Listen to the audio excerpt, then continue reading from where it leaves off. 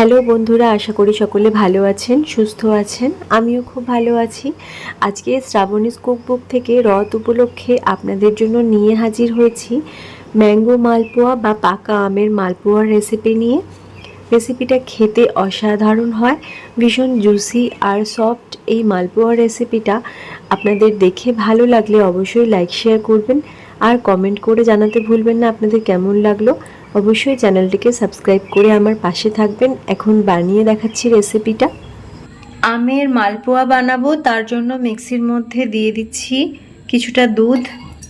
এটা এখানে 1 কাপ দুধ আছে, আমি সেখান থেকে কিছুটা দিয়ে দিলাম। একটা আমকে এভাবে টুকরো করে নিয়েছি।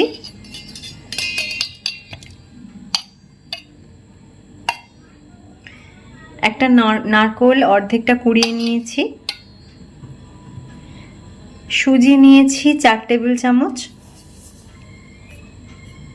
আর এখানে নিয়ে নিয়েছি চিনি 2 টেবিল চামচ। একসাথে একটু ব্লেন্ড করে নিতে হবে।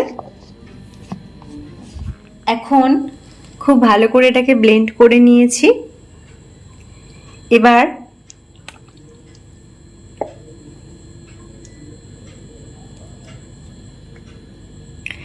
ঢেলে নিলাম।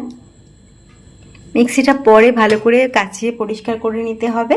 তো এখন এখানে নিয়েছি 1 কাপ ময়দা।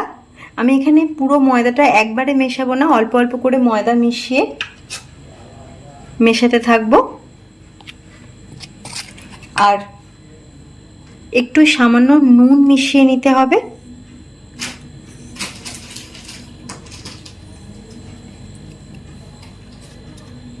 এই দুধটা দিয়ে বানিয়ে নেব ব্যাটারটা।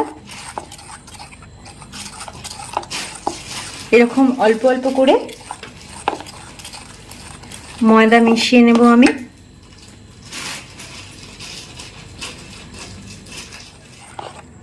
এখন ব্যাটারটা বানিয়ে নিয়েছি। এবার এখানে মৌরি নিয়ে নিয়েছি 1/2 টিস্পুন মতো, মিশিয়ে দিচ্ছি। আর মিশিয়ে কিছুক্ষণ রেখে দেবো, একটা ঢাকনা দিয়ে ঢেকে কিছুক্ষণ রাখবো। আর এই সময়ের মধ্যে আমি চিনির শিরাটা তৈরি করে নেব। এবার বানিয়ে নেব চিনির শিরা। তার জন্য এখানে 1 কাপ চিনি আর 2টো এলাচ নিয়ে নিয়েছি। এলাচগুলো ভেঙে রেখেছি। আর যে বাটির মাপে আমি চিনি নিয়েছিলাম ওই একই বাটির মাপে জল নিয়ে নিয়েছি 1 বাটি। এখন চিনির শিরাটা বানিয়ে নিচ্ছি। এখন চিনির শিরাটা বানিয়ে নিয়েছি। এটা খুব বেশি ঘন করে নিই, একটু পাতলাই রেখেছি। গ্যাসটা আমি অফ করে দিচ্ছি। এখন চিনির শিরাটা ঠান্ডা করতে দিয়েছি।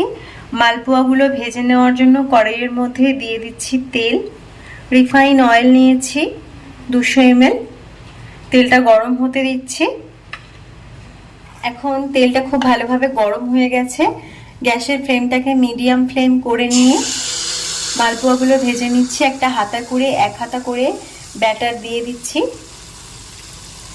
মিডিয়াম ফ্লেমে রেখেই মালপোয়াগুলো ভাজতে হবে।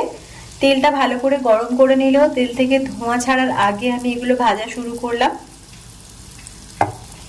এখন কিছুক্ষণ এভাবেই রাখছি একটা পাশ একটু ভেজে নেওয়ার জন্য। এখন এক পাশ ভেজে নেওয়ার পর উল্টিয়ে মালপোয়াটাকে উল্টো পিঠটা ভেজে নিতে হবে। এখন মালপোয়াটা ভেজে নিয়েছি। পুরো 2 মিনিট সময় লাগেনি এটা ভাজতে। 1 মিনিট মতো করে এপাশ ওপাশ করে 2 মিনিট সময় নিয়ে ভাজলাম। তো দেখে নেবেন যেরকম ভাজার সময় লাগে। এখন ছাঁচার মধ্যে তুলে তেল ঝরিয়ে তারপর আমি এটা চিনি শিরায় ডুবতে দেবো। রস টেনে নেওয়ার জন্য কিছুক্ষণ রাখলেই হবে। তো এভাবে মালপোয়াগুলো এক এক করে ভাজবো। প্রত্যেকবারে আমি 1 হাতা করে ব্যাটার দিয়ে একটা করেই মালপোয়া ভাজবো। আর এটা তেল ঝরিয়ে নিয়েছি, এখন দিয়ে দিচ্ছি চিনির শিরার মধ্যে। কিছুক্ষণ রাখতে হবে রসটা টেনে নেওয়া পর্যন্ত। এখন একদম রেডি হয়ে গেছে আমের মালপোয়া বা ম্যাঙ্গো মালপোয়া রেসিপি। আপনারাও ট্রাই করতে পারেন রেসিপিটা রথ উপলক্ষে।